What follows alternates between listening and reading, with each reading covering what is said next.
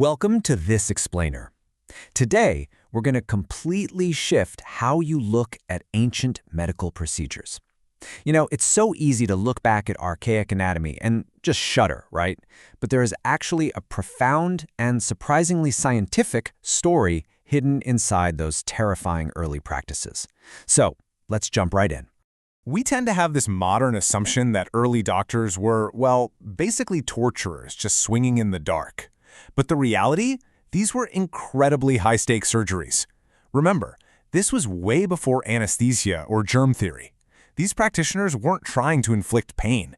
They were desperately trying to save lives using the absolute bleeding edge of their understanding at the time.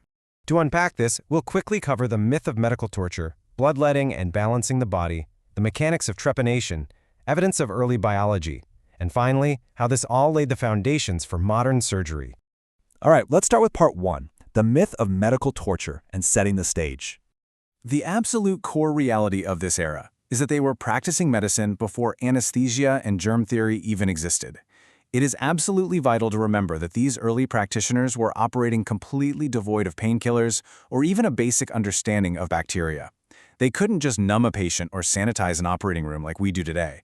They were literally in the dark, confronting brutal diseases with the most direct physical interventions they could possibly conceptualize. Moving right along to Section 2, Bloodletting, Balancing the Body, and an Early Biological Hypothesis.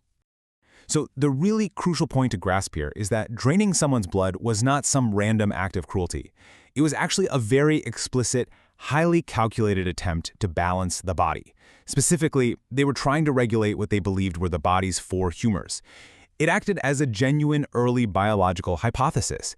Even without our modern safety protocols, this was a methodical, incredibly high-stakes attempt to fix a physical system that they believed was out of equilibrium. And they were doing it using the absolute best tools they had available.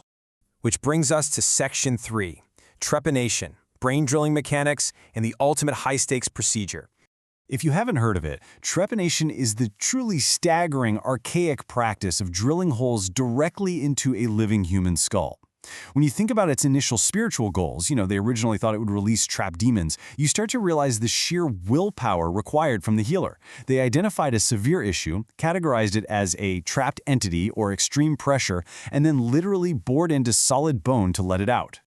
Now, looking at the sheer, unfiltered intensity of brain drilling without anesthesia, it naturally leads us to ask one huge question. Did anyone actually survive this?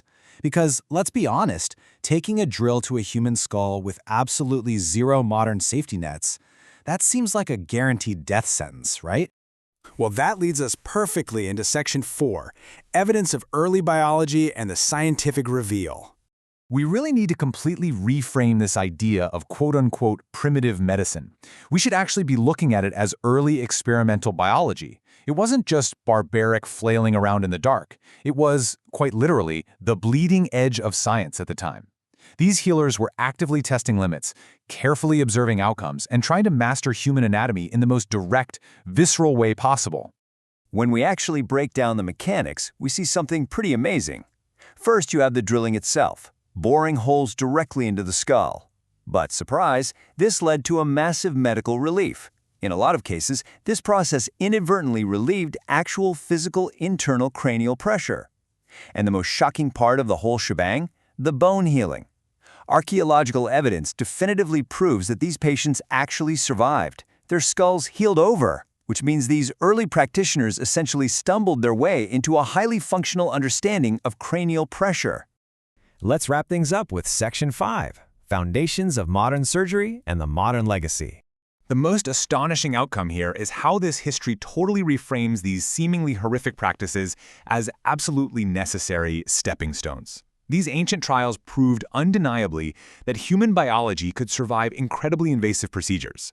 Just the simple fact that a human being could endure skull drilling, heal up, and continue living, that directly laid the technical groundwork for the incredible, modern surgical engineering that saves millions of lives today. I am going to leave you with one final provocative thought to chew on. If brain drilling without anesthesia became the foundation of modern surgery, what quote-unquote barbaric practices today will build the medicine of tomorrow? Understanding our intense, high-stakes medical history really is the absolute best way to imagine our future. Thanks so much for joining me for this explainer. I really hope it shifted your perspective.